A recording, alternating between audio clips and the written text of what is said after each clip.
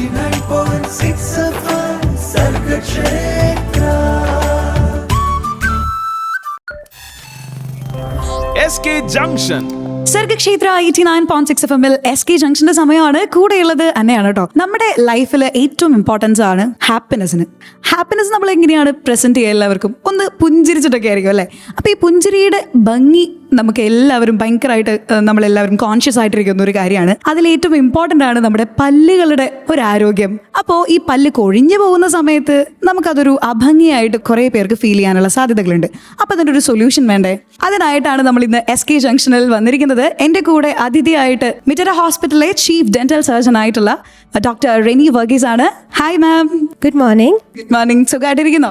Yes, സുഖമായിരിക്കുന്നു. ഇന്ന് നമ്മൾ പല്ലിനെ പറ്റിയിട്ട് അങ്ങോട്ട് പറഞ്ഞേക്കാം അല്ലേ? ആയിക്കോട്ടെ, പറഞ്ഞേക്കാലോ. നമ്മളെ മുഖത്തേക്ക് നോക്കുമ്പോൾ നമ്മൾ ആദ്യം തന്നെ ഒന്ന് ഹൈലൈറ്റ് ചെയ്ത് കാണിക്കേണ്ടത്, അല്ലെങ്കിൽ നമ്മുടെ സന്തോഷമൊക്കെ കാണിക്കേണ്ടത് ചിരിയിലൂടെയൊക്കെ ആണല്ലോ. അതെ, കറക്റ്റ്. പ്രായഭേദം ഇനി എല്ലാവരും ഫേസ് ചെയ്യുന്ന ഒരു കാര്യമായിരിക്കും ഈ പല്ല് കൊഴിഞ്ഞു പോകുന്ന ഒരു കാര്യം, അല്ലെങ്കിൽ എന്തെങ്കിലും പ്രശ്നങ്ങൾ കാരണം പല്ല് കൊഴിഞ്ഞു പോവുക എന്നുള്ളൊരു ഇഷ്യൂ.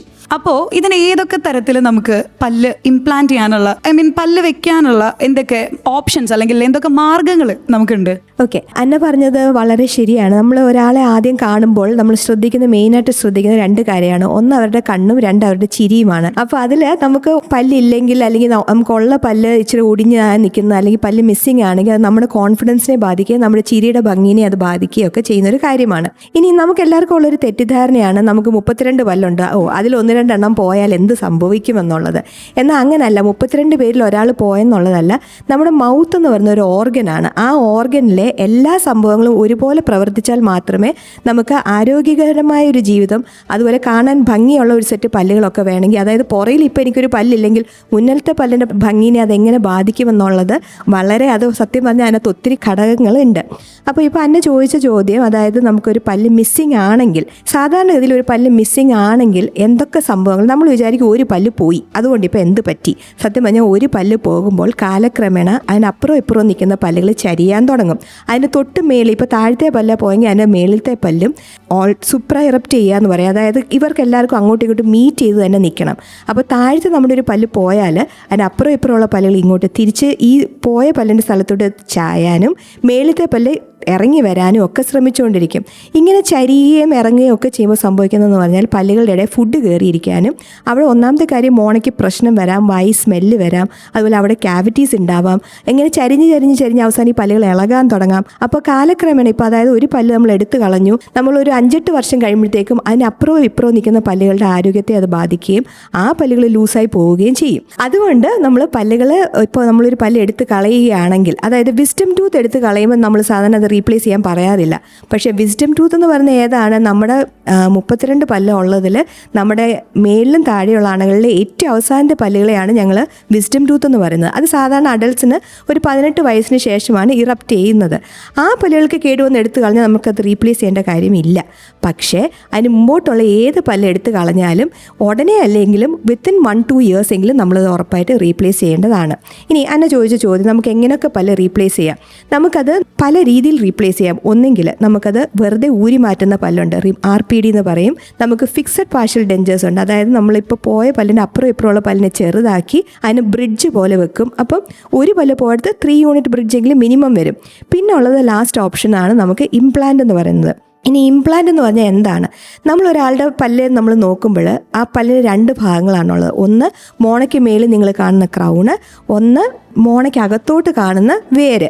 ഈ ക്രൗണിൻ്റെ 2 ഇരട്ടി നീളം യൂഷ്വലി വേരിനുണ്ടാവും. അപ്പം ഇംപ്ലാന്റ് എന്ന് പറഞ്ഞാൽ നമുക്ക് പോയൊരു പല്ലിനെ റീപ്ലേസ് ചെയ്യാൻ നമ്മുടെ മോണയ്ക്ക് അകത്തോട്ട് ഇറക്കി വെക്കുന്ന ഒരു ടൈറ്റേനിയം സ്ക്രൂവിനെയാണ് ഇംപ്ലാന്റ് എന്ന് പറയുന്നത്. ഈ ടൈറ്റേനിയം സ്ക്രൂ നമ്മൾ മോണയ്ക്കകത്തോട്ട് ഇറക്കിയതിന് ശേഷം ഒന്നെങ്കിൽ ഒരാഴ്ച അല്ലെങ്കിൽ 3 മാസം, ഈ സമയത്തിനുള്ളിൽ നമ്മൾ അതിന് ക്രൗൺ തിരിച്ചു കൊടുക്കും. ഈ രീതിയിൽ നമുക്ക് അത് ഇമ്മീഡിയറ്റ് ലോഡിങ് ഇംപ്ലാന്റ് ഉണ്ട്, പതുക്കെ ലോഡ് ചെയ്യുന്ന ഇംപ്ലാന്റുകളുണ്ട്. അപ്പോൾ അത് ഡിപ്പെൻഡ് ചെയ്തിട്ട് നമുക്ക് ആ പല്ലിനെ തിരിച്ചവിടെ റീപ്ലേസ് ചെയ്യാൻ പറ്റും. അണപ്പല്ലുകൾ നമുക്ക് ഓരോരുത്തർക്കും അണയുടെ ഓരോ സൈഡിലും 3 അണപ്പല്ലുകളുണ്ട്. അതിൽ ഏറ്റവും അവസാനത്തെ അണപ്പല്ല്, വിസ്ഡം ടൂത്ത് എന്ന് ഏറ്റവും അവസാനത്തെ അണപ്പല്ല് പോയാലാണ് പ്രശ്നമില്ലാത്തത്. മറ്റേ 2 അണപ്പല്ലുകൾ, ഫസ്റ്റ് മോളാറും സെക്കൻഡ് മോളാറും പോയാൽ ഡെഫിനറ്റ്ലി കാര്യം അവയാണ് നമ്മൾ ചവയ്ക്കാൻ ഏറ്റവും അധികം ഉപയോഗിക്കുന്നത്. അപ്പോൾ ഫസ്റ്റ് ആൻഡ് സെക്കൻഡ് മോളാർസ് പോയാൽ റീപ്ലേസ് ചെയ്യണം, തേർഡ് മോളാർ പോയാൽ റീപ്ലേസ് ചെയ്യേണ്ട. കറക്റ്റ് ആയിട്ടുള്ള ഒരു എക്സ്പ്ലനേഷൻ നമ്മൾ ചോദിച്ച ചോദ്യത്തിന് കറക്റ്റ് ആൻസറുകൾ തന്നിട്ടുണ്ട്. ഇനി ഡെന്റൽ ഇംപ്ലാന്റിനെ പറ്റിയിട്ടാണ് നമ്മൾ കൂടുതലായിട്ട് അറിയാൻ പോകുന്നത്. ഇപ്പോൾ മാം തന്നെ പറഞ്ഞു നമുക്ക് നല്ല രീതിയിൽ വ്യക്തിയിൽ കാണാനാകുന്ന ഒരു പോർഷൻ ഉണ്ട്. ഐ മീൻ ടൂത്തിൻ്റെ പോർഷൻ നമുക്ക് കാണാനാകുന്ന ഒരു പോർഷൻ ഉണ്ട്, അതുപോലെ മോണയ്ക്കകത്തേക്ക് ഒരു പോർഷൻ ഉണ്ടെന്ന്. ഇതിൽ പല്ല് കൊഴിഞ്ഞു പോകുന്ന സമയത്താണ് നമ്മൾ ഇതിനകത്തേക്ക് ഒരു സ്ക്രൂ ഇംപ്ലാന്റ് ചെയ്തതിന് ശേഷം ഒരു ക്രൗൺ ആഡ് ചെയ്യുന്നത്. അപ്പോൾ ഇതാണ് ഡെന്റൽ ഇംപ്ലാന്റ് എന്ന് പറഞ്ഞല്ലേ. അപ്പോൾ ഇതിൻ്റെ പാർട്ടുകൾ ഏതൊക്കെയാണ് മാം? ഡെന്റൽ ഇംപ്ലാന്റിന്റെ ഡെന്റൽ ഇംപ്ലാന്റിന്റെ പാർട്ടുകൾ എന്ന് പറഞ്ഞാൽ മെയിൻലി ആ ഇംപ്ലാന്റ് ഒരു ടൈറ്റേനിയം ഇംപ്ലാന്റ് ആണ് which is placed into the bone. ഈ ഇംപ്ലാന്റിനെ വൺസ് നമ്മുടെ ശരീരം സ്വീകരിച്ചതിന് ശേഷം, അല്ലെങ്കിൽ ഇമീഡിയറ്റ് ഇംപ്ലാന്റ് ആണെങ്കിൽ വിത്തിൻ 7 days നമ്മൾ അതിൻ്റെ മേളിലൊരു അബട്ട്മെന്റ് കൊടുക്കും. അതൊരു ചെറിയ ഒരു സ്റ്റീലിന്റെ പോലത്തെ ഒരു പീസ് ഈ സ്ക്രൂവിലോട്ട് നമ്മൾ പിടിപ്പിക്കും. ഇനി ആ അബട്ട്മെന്റിലോട്ടാണ് നമ്മുടെ ആർട്ടിഫിഷ്യൽ ടൂത്ത്, ക്രൗൺ ആവാം, ബ്രിഡ്ജ് ആവാം, അല്ലെങ്കിൽ ഈ പ്രായമായവർ വെക്കുന്ന ഡെൻച്ചേഴ്സ് ആവാം, അത് പിടിപ്പിക്കുന്നത്. അപ്പോൾ ഇംപ്ലാന്റിന്റെ പാർട്ട് എന്ന് പറഞ്ഞാൽ മെയിൻലി ഇത് ഇംപ്ലാന്റ് ഉണ്ട്, അബട്ട്മെന്റ് ഉണ്ട്, അബട്ട്മെന്റിന്റെ മുകളിൽ വെക്കുന്ന ക്രൗൺ ആവാം, ബ്രിഡ്ജ് ആവാം, ഡെൻച്ചർ ആവാം. ഇതൊക്കെയാണ് മെയിൻ പാർട്സ്. ഓക്കെ, അപ്പം എന്തായാലും ഡെന്റൽ ഇംപ്ലാന്റിനെ പറ്റിയിട്ട് കൂടുതൽ അറിയാൻ കേട്ടുകൊണ്ടേയിരിക്കൂ. ഡോക്ടർ റെനി മാം കൂടെ തന്നെ ഉണ്ട്. And you are listening to Sargakshetra 89.6 FM. കാതോരം കരുതലായി കാലത്തിനൊപ്പം. 89.6 FM Sargakshetra. SK Junction. Welcome back to SK junction. നമ്മൾ ഇന്ന് സംസാരിക്കുന്നത് SK ജംഗ്ഷനിൽ പറഞ്ഞുകൊണ്ടിരിക്കുന്നത് ഡെന്റൽ ഇംപ്ലാന്റിനെ പറ്റിയിട്ടാണ് കേട്ടോ. എന്താണ് ഈ സംഭവം? നമ്മുടെ പല്ല് കൊഴിഞ്ഞു പോയി കഴിഞ്ഞാൽ വിഷമിച്ചിരിക്കണോ? വേണ്ട, അതിനുള്ള സൊല്യൂഷൻ നമുക്കുണ്ട്. അതിനെ പറ്റിയിട്ട് കൂടുതൽ കാര്യങ്ങൾ പറഞ്ഞു തരാൻ നമ്മോടൊപ്പം ഉള്ളത് മിറ്റേറ ഹോസ്പിറ്റലിലെ ചീഫ് ഡെന്റൽ സർജൻ ആയിട്ടുള്ള ഡോക്ടർ റെനി വർഗീസ് ആണ്. മാം, നമ്മൾ നേരത്തെ തന്നെ പറഞ്ഞു, ഇപ്പോൾ ഈ ഡെന്റൽ ഇംപ്ലാന്റിന്റെ പാർട്ടിനെ പറ്റിയിട്ടുള്ള വിശേഷണങ്ങളൊക്കെ നമ്മൾ ഇങ്ങനെ നടത്തി വന്നിരിക്കുകയായിരുന്നു അല്ലേ. ഇനി പല്ല് കൊഴിഞ്ഞു പോകുമ്പോഴാണ് നോർമലി നമ്മൾ ഡെന്റൽ ഇംപ്ലാന്റ് ചെയ്യുന്നത്. ഇതല്ലാതെ വേറെ ഏതൊക്കെ അവസരങ്ങളിലായിരിക്കും ഒരു വ്യക്തി ഈ ഡെന്റൽ ഇംപ്ലാന്റ്സ് ചെയ്യേണ്ടി വരുന്നത്? പല്ല് കൊഴിഞ്ഞു പോവുക എന്ന് പറയുന്നത് സത്യം പറഞ്ഞാൽ പിള്ളേർക്കാണ് പല്ല് കൊഴിഞ്ഞു പോകുന്നത്. വലിയ അഡൾട്ട്സിന് പല്ല് കൊഴിഞ്ഞു പോകാറില്ല അൺലെസ് ദേ ഹാവ് മോണയ്ക്ക് അസുഖമോ അങ്ങനെ എന്തെങ്കിലും ഉണ്ടെങ്കിൽ മാത്രമാണ് പല്ല് അവർക്ക് കൊഴിഞ്ഞു പോകുന്നത്. യൂഷ്വലി നമ്മൾ ഡെന്റൽ ക്ലിനിക്സിൽ നമ്മൾ ചെയ്യുന്നത് പറഞ്ഞാൽ പല്ല് എക്സ്ട്രാക്ട് ചെയ്യുന്നത്. അപ്പോൾ ഫോർ സം റീസൺസ് ഞങ്ങൾ ഡെന്റിസ്റ്റുകൾ പണ്ടൊക്കെ ആയിരുന്നു, ചെറിയ പ്രശ്നം വന്നു പേഷ്യൻ്റ് പല്ലെടുത്ത് കളയാൻ പറയുമ്പോൾ അപ്പം തന്നെ അങ്ങ് എടുത്ത് കളയായിരുന്നു. ഇപ്പം അങ്ങനെയല്ല, നമ്മൾ കഴിയുന്നതും ആ പല്ലിനെ രക്ഷിക്കാനാണ് മാക്സിമം ശ്രമിക്കുന്നത്. അത് റൂട്ട് കനാൽസ് ആവാം, ഫ്ലാപ്പ് സർജറീസ് ആവാം, ഡിപ്പെൻഡിങ് ഓൺ ദ കേസ്. നമ്മൾ റൂട്ട് കനാൽ ചെയ്ത് നോക്കി, അല്ലെങ്കിൽ ഫ്ലാപ്പ് സർജറീസുള്ള ഇൻഡിക്കേറ്റഡ് ആയിട്ടുള്ള കേസ് ആണെങ്കിൽ ഫ്ലാപ്പ് സർജറി ചെയ്ത് നോക്കി, ഒരു രക്ഷയുമില്ലാത്ത പല്ലുകളെയാണ് നമ്മളിപ്പോൾ എക്സ്ട്രാക്ട് ചെയ്ത് കളയുന്നത്. അപ്പോൾ എക്സ്ട്രാക്ട് ചെയ്ത് കളയുന്ന പല്ലുകൾ നമുക്ക് റീപ്ലേസ് ചെയ്യണമെങ്കിൽ വളരെ നല്ലൊരു ഓപ്ഷനാണ് ഡെന്റൽ ഇംപ്ലാന്റ്. കാരണം എന്താണ്, നേരത്തെയും ഇപ്പോഴും ഉള്ളൊരു ഓപ്ഷനാണ്. നമുക്കൊരു പല്ലിനെ റീപ്ലേസ് ചെയ്യണമെങ്കിൽ ഞാൻ നേരത്തെ പറഞ്ഞ പോലെ അപ്പുറം ഇപ്പുറമുള്ള പല്ലിനെ ചെറുതാക്കി ഫിക്സ്ഡ് ആയിട്ടൊരു ബ്രിഡ്ജ് വെക്കുക. ഒരു പ്രശ്നവും ഇല്ലാതെ ആരോഗ്യകരമായി നിൽക്കുന്ന 2 പല്ലുകൾ നമ്മൾ ഇനാവിൽ മൊത്തം കട്ട് ചെയ്ത് കളഞ്ഞിട്ടാണ് ഒരു ബ്രിഡ്ജ് വെക്കുന്നത്. ഡെന്റൽ ഇംപ്ലാന്റ് ആകുമ്പോൾ ആ അപ്പുറം ഇപ്പുറം നിൽക്കുന്ന പല്ലിൻ്റെ ഇനാമിൽ നമുക്ക് തൊടേണ്ട കാര്യമില്ല. നമുക്ക് ആ മിസ്സിംഗ് ആയി പോയ ഒരു പല്ലാണെങ്കിൽ ആ ഒരു പല്ല് മാത്രമായിട്ട് നമുക്ക് മോണയിൽ ഉറപ്പിച്ച് വെക്കാൻ പറ്റും. അപ്പോൾ first indication four dental implant എന്ന് ചോദിച്ചാൽ മിസ്സിംഗ് ടൂത്ത്. ഏതെങ്കിലും പല്ല് നമ്മളിപ്പോൾ അല്ലെങ്കിൽ റിപ്പീറ്റഡായിട്ട് റൂട്ട് കനാൽ ചെയ്തു, ഒരു റൂട്ട് കനാൽ ചെയ്തു, ഫെയിലിയറായി, നമ്മൾ റൂട്ട് കനാൽ ചെയ്തു, എന്നിട്ട് ഫെയിലിയർ ആവുന്ന കേസസിനൊക്കെയാണ് സാധാരണ ഡെന്റൽ ഇംപ്ലാന്റ് സജസ്റ്റ് ചെയ്യുന്നത്. പിന്നെ നമ്മൾ പ്രായമായവർ വെപ്പുപല്ല് വെക്കുമല്ലോ, ആ വെപ്പുപല്ല് വെക്കുമ്പോൾ അവർ നേരിടുന്ന ഏറ്റവും വലിയ പ്രശ്നം വെച്ചാൽ അവരുടെ നാവ് അവരെന്ത് സംസാരിക്കുമ്പോഴും ഇത് ലൂസ് ആവുന്നൊരു സംഭവം വരാറുണ്ട്. അപ്പോൾ അങ്ങനെയുള്ളവർക്കും, അതായത് മേലത്തെ ആണെങ്കിലും അല്ലെങ്കിൽ ഡയബറ്റീസ് ഒക്കെ ഉള്ളവർക്ക് മോണ നല്ലപോലെ ചുരുങ്ങിയിട്ടാണെങ്കിലും വെപ്പുപല്ല് വെക്കുമ്പോൾ അത് അധികം സപ്പോർട്ടോടുകൂടി ഇരിക്കാത്തവർക്കും ഡെന്റൽ ഇംപ്ലാന്റ്സ് വെച്ച് കഴിഞ്ഞതിന് ശേഷം ഔത്തിലോട്ട് ഡെഞ്ചർ വെച്ച് കൊടുക്കുകയാണെങ്കിൽ നല്ല മുറുകി തന്നെ ആ സംഭവം ഇരിക്കുകയും ആ ആൾക്ക് ഫുഡ് കഴിക്കാനും സംസാരിക്കാനും ആരോഗ്യത്തോടെയും സുഖത്തോടെയും ജീവിക്കാനും അത് വളരെ ഫലപ്രദമാകും. ഓക്കെ, അപ്പോൾ ആർക്കൊക്കെയാണ് ഈ ഡെന്റൽ ഇംപ്ലാന്റ് ചെയ്യേണ്ടതെന്ന് ഇപ്പോൾ ഡോക്ടർ നമുക്ക് പറഞ്ഞു തന്നു. ഡെന്റൽ ഇംപ്ലാന്റിനെ പറ്റിയിട്ട് കൂടുതൽ അറിയാൻ കേട്ടുകൊണ്ടേയിരിക്കൂ. ഡോക്ടർ റെനി മാം കൂടെ തന്നെ ഉണ്ട്. And you are listening to Sargakshetra 89.6 FM. കാതോരം കരുതലായി കാലത്തിനൊപ്പം. 89.6 FM Sargakshetra. SK Junction. Welcome back to SK junction. കൂടെയുള്ള തന്നെയാണ് നമ്മൾ ഇന്ന് ഡെന്റൽ ഇംപ്ലാന്റ്സിനെ പറ്റിയിട്ടാണ് സംസാരിച്ചുകൊണ്ടിരിക്കുന്നത്. നമ്മോടൊപ്പം ഉള്ളത് മിറ്റേറ ഹോസ്പിറ്റലിലെ ചീഫ് ഡെന്റൽ സർജൻ ആയിട്ടുള്ള ഡോക്ടർ റെനി വർഗീസ് ആണ്. ആർക്കൊക്കെയാണ് ഈ ഡെന്റൽ ഇംപ്ലാന്റ് ചെയ്യേണ്ടതെന്ന് ഇപ്പോൾ ഡോക്ടർ നമുക്ക് പറഞ്ഞു തന്നു. ഇനി നമ്മൾ എന്തായാലും ഇപ്പോൾ ഒരു വ്യക്തി ഡെന്റൽ ഇംപ്ലാന്റ് ചെയ്യാനായിട്ട് വില്ലിംഗ് ആയി, അതിന് മുൻപ് അപ്പോൾ അവരൊന്ന് സ്വയം പ്രിപ്പയർഡ് ആവണമല്ലോ. അപ്പോൾ അവരെന്തൊക്കെ ഫാക്ടേഴ്സ് ആണ് ശ്രദ്ധിക്കേണ്ടത്? അതൊരു നല്ല ചോദ്യമാണ്. കാര്യം എല്ലാവരും സത്യം പറഞ്ഞാൽ ഒരു ഡെൻ്റൽ ഇംപ്ലാന്റ് കാൻഡിഡേറ്റ് ആവണമെന്നില്ല. നമുക്ക് ഇംപ്ലാന്റ് ചെയ്യണം എന്ന് ഞങ്ങൾ തീരുമാനിച്ച് കഴിയുമ്പോൾ ഫസ്റ്റ് തിങ് ഞങ്ങൾക്ക് പേഷ്യൻ്റ് സെലക്ഷൻ വളരെ ഇമ്പോർട്ടൻ്റ് ആണ്. എല്ലാവരെയും പിടിച്ച് നമുക്ക് ഇംപ്ലാന്റ് ചെയ്യാൻ പറ്റത്തില്ല. അപ്പം ഫസ്റ്റ് തിങ് നമ്മൾ ഏറ്റവും ആദ്യം നോക്കുന്നത് ആ പേഷ്യൻ്റെ മെഡിക്കൽ കണ്ടീഷനാണ്. നല്ല മെഡിക്കൽ കണ്ടീഷൻസ്, അതായത് ഇപ്പോൾ ഒരു ഡയബറ്റീസ്, അൺകൺട്രോൾ ഡയബറ്റീസ് ഉള്ള പേഷ്യൻസ്, ഓട്ടോഇമ്മ്യൂൺ ഡിസോർഡേഴ്സ് ഉള്ള പേഷ്യൻസ്, അല്ലെങ്കിൽ ബ്ലീഡിങ് ഡിസോർഡേഴ്സ്, അതായത് നമ്മളൊരു സർജറി കഴിഞ്ഞാൽ അവർക്ക് കോയാഗുലേഷനൊക്കെ നടക്കാൻ താമസമുള്ള ആൾക്കാർക്ക്, ഇങ്ങനെയുള്ള ആൾക്കാരൊക്കെ സത്യം പറഞ്ഞാൽ ഒരു നല്ല ഇംപ്ലാന്റ് കാൻഡിഡേറ്റ് അല്ല. ഇനി എന്ന് പറഞ്ഞ കാര്യം നമ്മുടെ മലയാളി സമൂഹത്തിൽ ഇപ്പോൾ നല്ലൊരു പങ്ക് ആൾക്കാരും ഡയബറ്റീസ് ഉള്ളവരാണ്. അപ്പോൾ ആർക്കും ഇംപ്ലാന്റ് ചെയ്യാൻ പറ്റത്തില്ല, അങ്ങനല്ല. നമ്മൾ ഡയബറ്റീസ് ഉള്ള ആൾക്കാരാണെങ്കിൽ നമ്മൾ അവരുടെ HbA1c ലെവൽ നോക്കി 8 താഴെയുള്ള ആൾക്കാരാണെങ്കിൽ they are relatively safe to do an implant.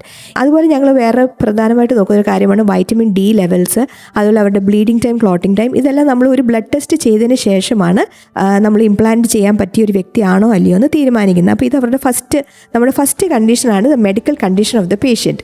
പിന്നെ രണ്ടാമത്തെ ഘടകം എന്തുവാന്ന് ചോദിച്ചാൽ നമ്മുടെ എല്ലിൻ്റെ ലെവൽ, അതായത് ചിലപ്പോൾ ഡയബറ്റീസ് ഒന്നും ഇല്ലായിരിക്കാം, വേറെ ഒരു ഹാർട്ട് കണ്ടീഷൻസോ വേറെ പ്രശ്നങ്ങളോ ഒന്നും തന്നെ ഇല്ലെങ്കിലും നമ്മൾ ഒരു CBCT എന്ന് പറഞ്ഞൊരു ഒരു സ്കാനുണ്ട്, നമ്മുടെ കമ്പ്യൂട്ടറൈസ്ഡ് ടോമോഗ്രഫി എന്ന് പറയും.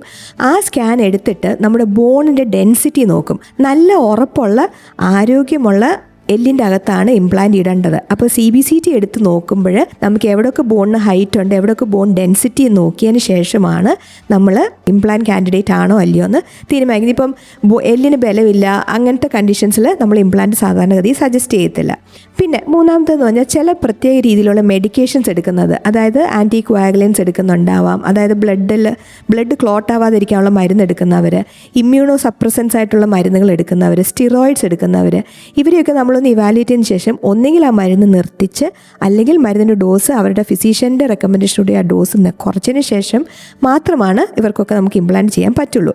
വേറൊരു കാര്യം എന്താണ്, പുകവലി ചെയ്യുന്ന ആൾക്കാർ they are not at all good candidates. കാര്യം ആ ഇംപ്ലാന്റ് ഫെയിൽ ആവാനുള്ള ചാൻസ് വളരെ ഹൈ ആണ്.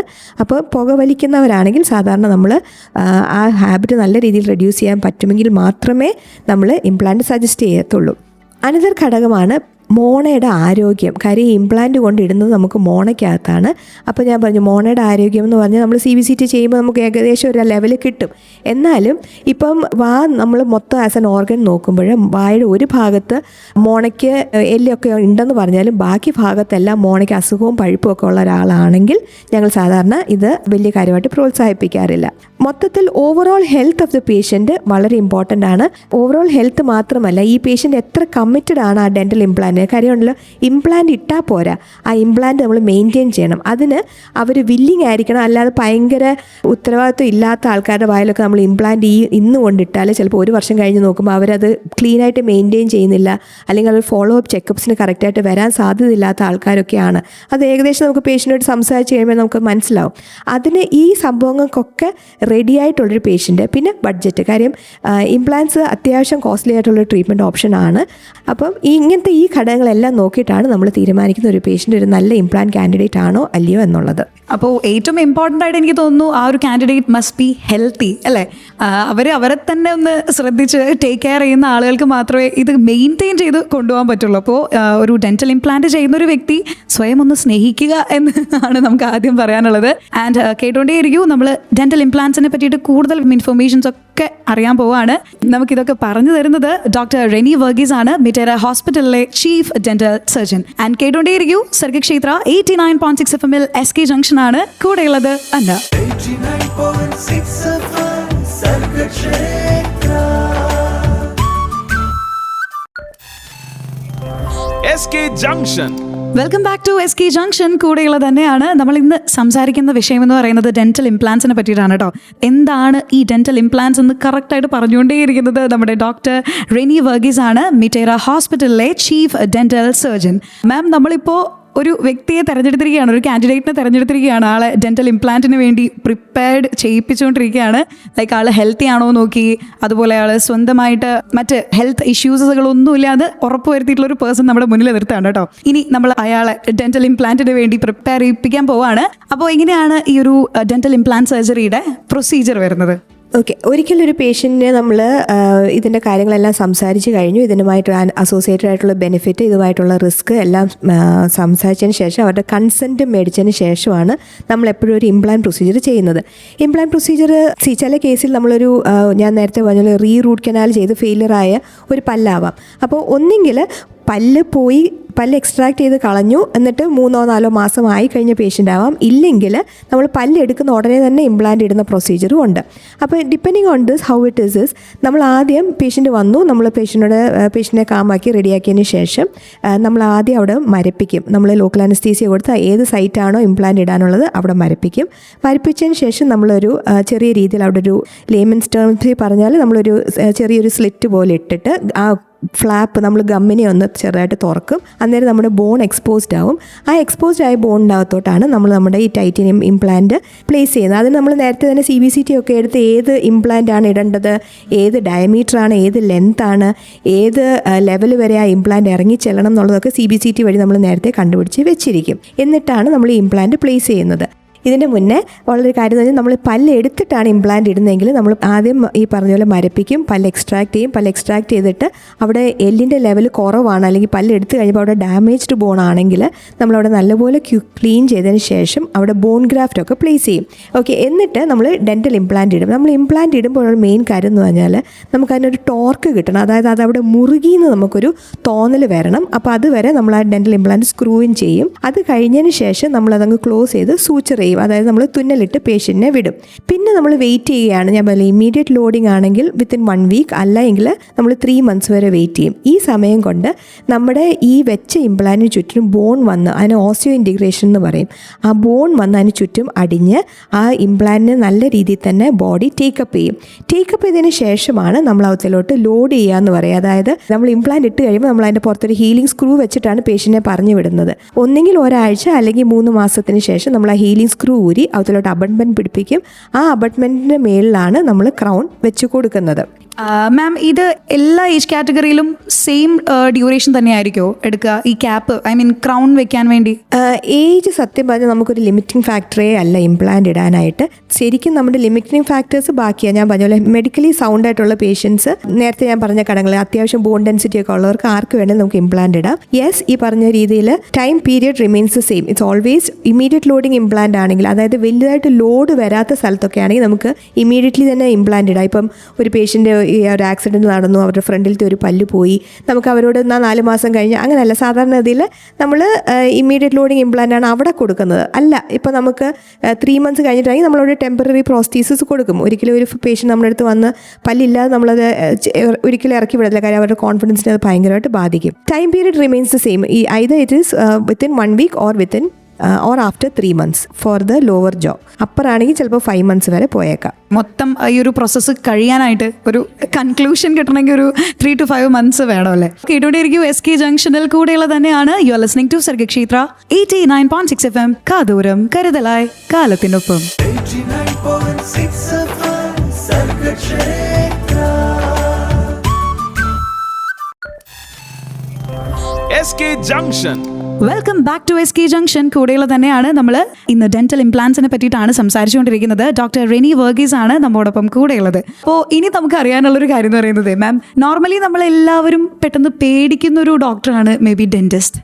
അത് എനിക്കിതുവരെ അത് എക്സ്പീരിയൻസ് ചെയ്യേണ്ടി വന്നിട്ടില്ല. പക്ഷെ എൻ്റെ നിരവധി ഫ്രണ്ട്സ് പറഞ്ഞു കേട്ടിട്ടുണ്ട്, ദൈവമേ അടുത്ത ആഴ്ച പല്ല് ഡോക്ടറെ കാണാൻ പോകണം, എന്തൊക്കെ ബഹളം ഉണ്ടാക്കാവോ എന്ന് ചോദിച്ചിട്ട് അത്രയും ടെൻഷനോട് കൂടി പോകേണ്ട ഒരവസ്ഥ അവർക്ക് ഉള്ളത് എനിക്കറിയാം. അപ്പോൾ ഈ പേടിയുള്ളവർ ഇതിനെങ്ങനെ അപ്രോച്ച് ചെയ്യണം? ഞാനിപ്പോൾ ഈ പറയുന്നത് കേട്ടിട്ട് സ്ക്രൂ ഇടുന്നു, മറ്റേ ഡ്രില്ല് ചെയ്യുന്നു, ഇതൊന്നും കേട്ട് പേടിക്കേണ്ട കാര്യമില്ല. സത്യം പറഞ്ഞാൽ dental implant is A minor surgical procedure. It is done in the dental chair it self. അപ്പം ഈ ഒരു ലാഘവത്തോടു കൂടി തന്നെ നമുക്ക് അപ്രോച്ച് ചെയ്യാവുന്ന ഒരു മൈനർ സർജറിയാണ് ഡെന്റൽ ഇംപ്ലാന്റ് ഇടുക എന്നുള്ളത്. ഇനി പേടി ഏത് സർജിക്കൽ പ്രൊസീജിയറിന് മുന്നേ ആർക്കാണല്ലോ, ഇപ്പോൾ ചിലപ്പോൾ എന്നെ പിടിച്ചൊരു നാളെ ഇംപ്ലാന്റ് ഉണ്ടെന്ന് പറഞ്ഞാൽ എനിക്കൊരു പേടി കാണും. That's very normal. അപ്പം നമ്മൾ ഫസ്റ്റ് തിങ് എന്ന് പറഞ്ഞാൽ നമ്മൾ നല്ല രീതിയിൽ മരപ്പിച്ചിട്ടാണ്. എന്താണ് നമുക്ക് പേടി വരാൻ കാരണം? വേദന വരുമോ എന്നുള്ള, അല്ലെങ്കിൽ ഫിയർ ഓഫ് ദി അൺനോൺ, എന്താണ് അവിടെ സംഭവിക്കാൻ പോകുന്നത്, എന്തായിരിക്കും നടക്കുന്നത്, ഇതാണ് നമ്മളെ ഭയപ്പെടുത്തുന്നത്. അപ്പോൾ first thing is you talk to your doctor, make sure you know എന്താണ് സംഭവിക്കുന്നത് നമ്മൾ ശരിക്കും മനസ്സിലാക്കി കഴിഞ്ഞാൽ പകുതി ഭയം അപ്പം തന്നെ മാറി. പിന്നെ you need to trust your doctor. എൻ്റെ ഡോക്ടർ എന്നെ വേദനിപ്പിക്കത്തില്ല എന്നുള്ള ഒരു ട്രസ്റ്റ് ഏത് ഡോക്ടർ പേഷ്യൻ്റ് റിലേഷൻഷിപ്പിലും അത് വളരെ അനിവാര്യമാണ്. അനദർ തിങ് ഈസ് ഞാൻ പറഞ്ഞ പോലെ നമുക്ക് ലാഫിംഗ് ഗ്യാസ് എന്നൊരു സംഭവം ഉണ്ട്, ഒരു ഓപ്ഷൻ ഉണ്ട്. അപ്പോൾ സാധാരണ ഞങ്ങളത് കുഞ്ഞുങ്ങൾക്കാണ് ഉപയോഗിക്കുന്നത്. ഇപ്പോൾ 4 വയസ്സുള്ള കുഞ്ഞുങ്ങളെയൊക്കെ നോക്കുന്നവരാണ് ഞങ്ങൾ. അപ്പോഴാണ് നമുക്ക് ഇപ്പോൾ 35-50 വയസ്സുള്ള ഒരാൾ പേടിയുമായിട്ട് വരുമ്പോൾ we are very well equipped right now to ഏത് പേടിയുള്ള പേഷ്യൻറ്റിനെ ഹാൻഡിൽ ചെയ്യാനോ അല്ലെങ്കിൽ അവരുടെ ട്രീറ്റ്മെൻറ്റ് വളരെ ഫലപ്രദമായിട്ടും ഒട്ടും വേദനയില്ലാതെയും ചെയ്യാൻ നമുക്ക് പോസിബിളാണ്.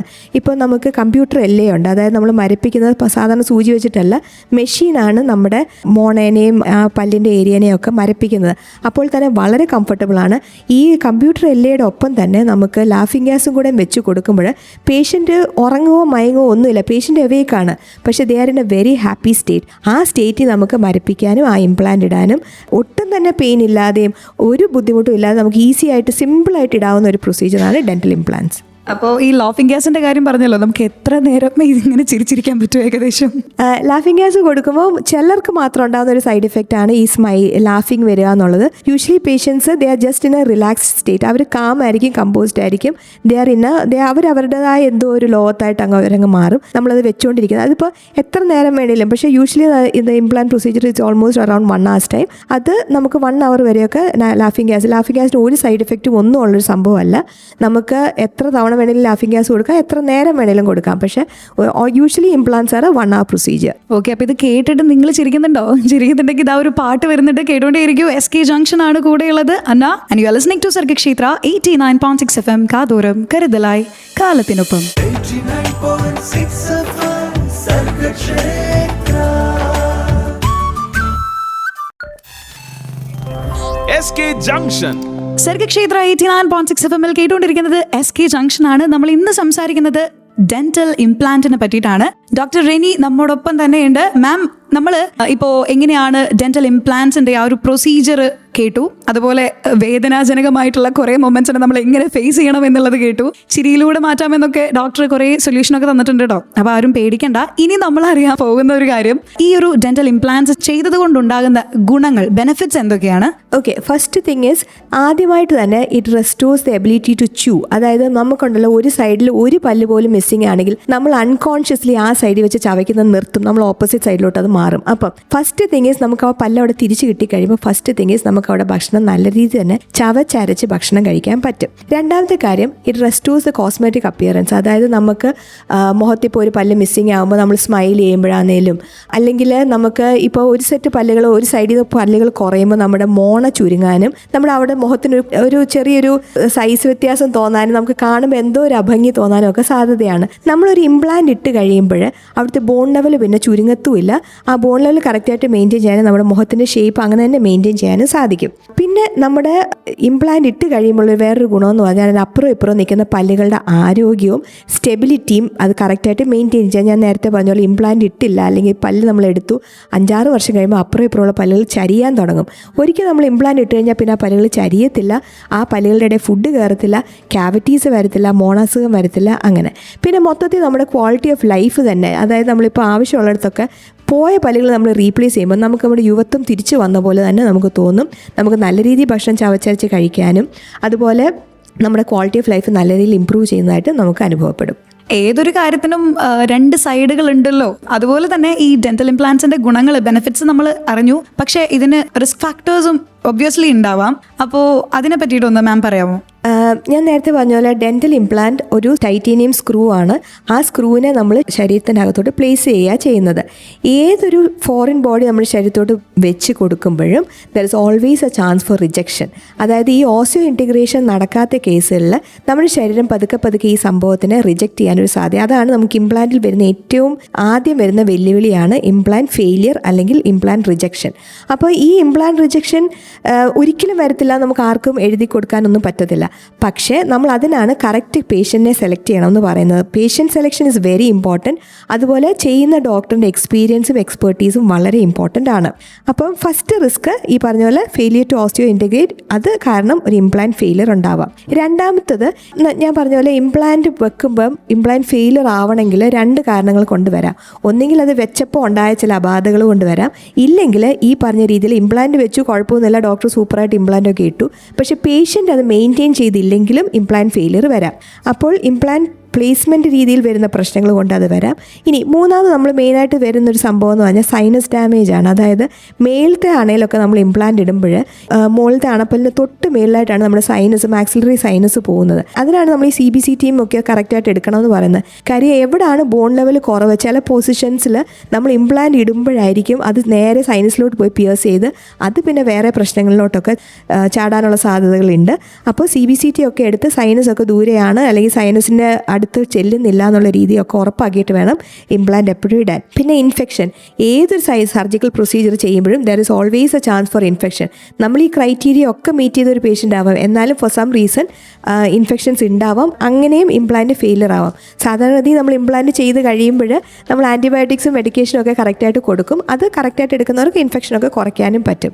പിന്നെ നമ്മൾ ഏറ്റവും കോമൺ ആയിട്ട് കാണുന്നൊരു സംഭവമാണ് നെർവ് ഡാമേജ്. അതായത് ഇംപ്ലാന്റ് നമ്മൾ പ്ലേസ് ചെയ്യുമ്പോൾ ആ ഇംപ്ലാന്റ് പോയി ഏതെങ്കിലും നെർവിൻ്റെ അടുത്ത് വളരെ അടുത്തോ നെർവിൻ്റെ പുറത്തോ കൊണ്ട് നമ്മൾ ഇട്ട് കഴിയുവാണെങ്കിൽ, അതാരും മനഃപൂർവ്വം ചെയ്യുന്നതല്ല, എന്നാലും അങ്ങനെ ഇടുവാണെങ്കിൽ ആ ഏരിയ നമ്പായിട്ടിരിക്കാം കുറച്ച് നാളത്തേക്ക്. പ്രായമായവരിലാണെങ്കിൽ പെർമനൻ്റ്ലി ഒരു പാരസ്തീസിയ, അതായത് അവർക്ക് അവിടെ ഫീലിംഗ് ഒന്നും ഇല്ലാത്തൊരവസ്ഥയിലോട്ടൊക്കെ അത് പോയെന്നിരിക്കാം.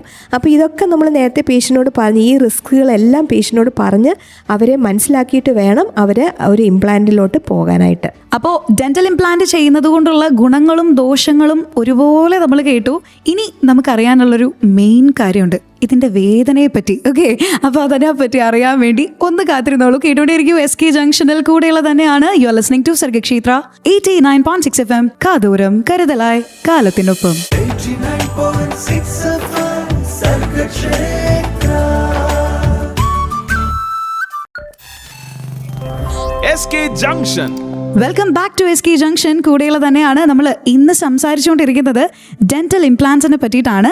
മിറ്റേര ഹോസ്പിറ്റലിലെ ചീഫ് ഡെന്റൽ സർജൻ ആയിട്ടുള്ള ഡോക്ടർ റെനി വർഗീസ് ആണ് നമ്മോടൊപ്പം ഉള്ളത്.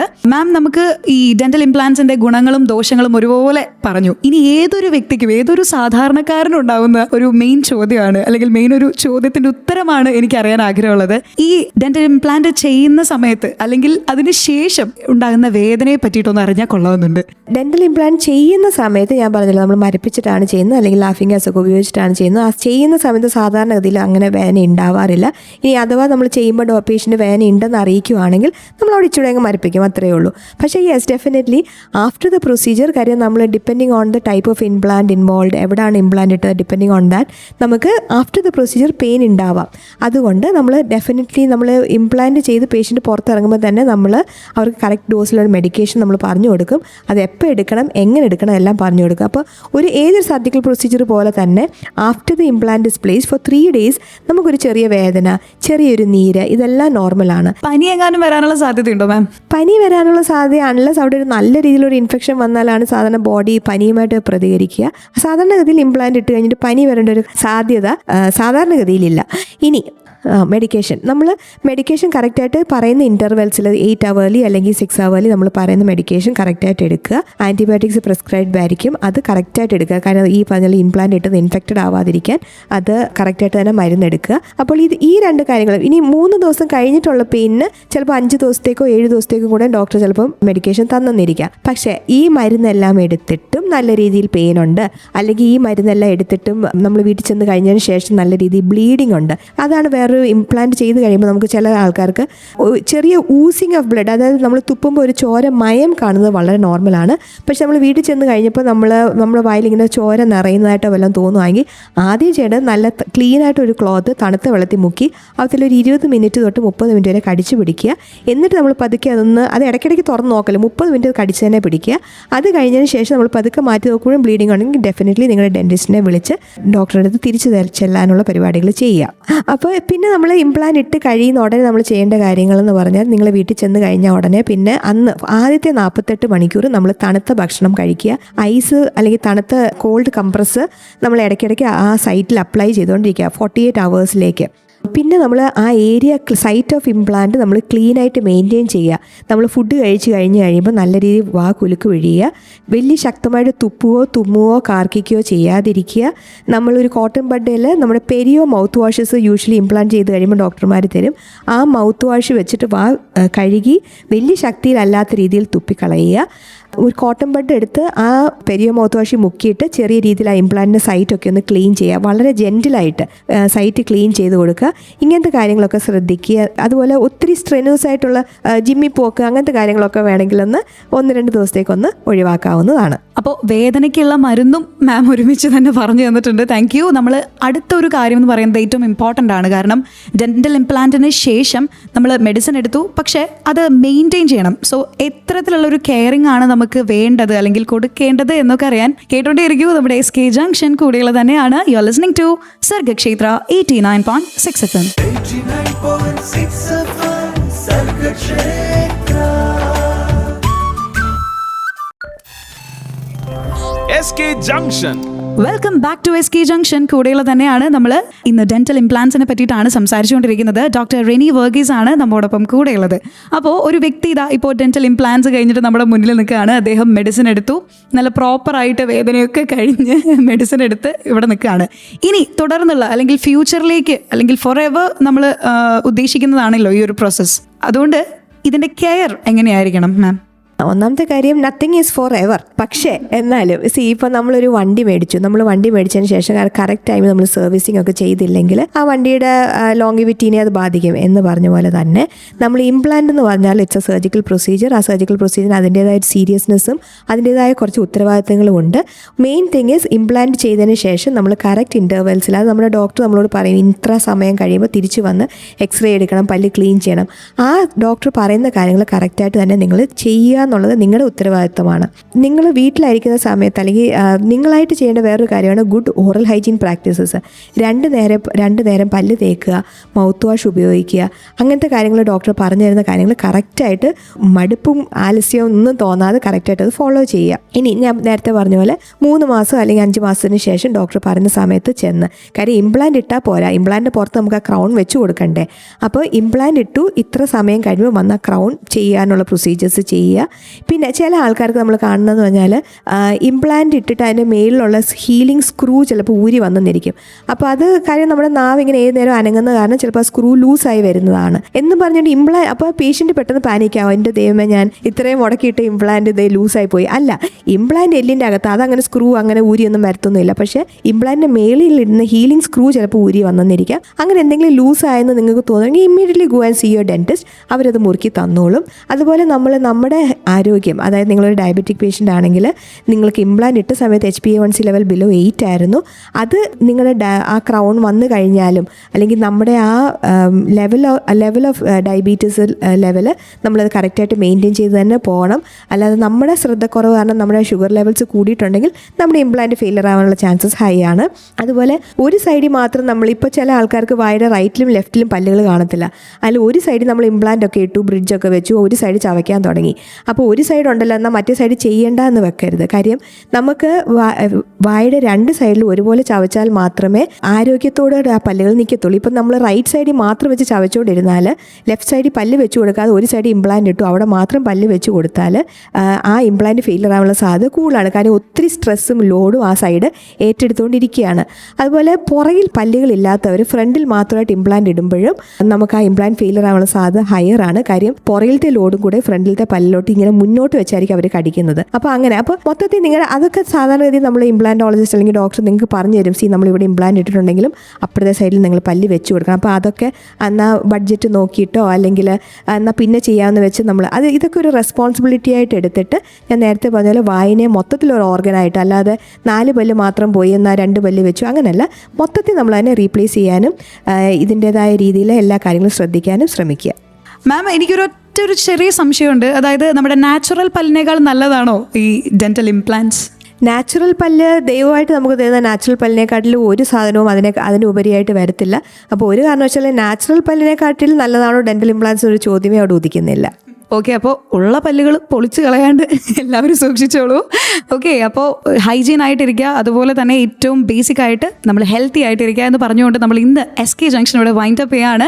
ഇത്രയും നേരം നമ്മുടെ അടുത്ത് ഡെന്റൽ ഇംപ്ലാന്റ്സ് എന്ന വിഷയത്തെ പറ്റിയിട്ട് സംസാരിച്ചത് മിറ്റേര ഹോസ്പിറ്റലിലെ ചീഫ് ഡെന്റൽ സർജൻ ആയിട്ടുള്ള ഡോക്ടർ റെനി വർഗീസ് ആണ്. മാം, ഒരുപാട് സന്തോഷം. നന്നായിട്ട് കൃത്യമായിട്ട് എന്താണ് കാര്യം എന്നുള്ളത് നമുക്ക് പറഞ്ഞു തന്നതിനും അതുപോലെ ഇത്രയും സമയം നമുക്ക് വേണ്ടി സ്പെൻഡ് ചെയ്തതിനും thank you for being with us, ma'am.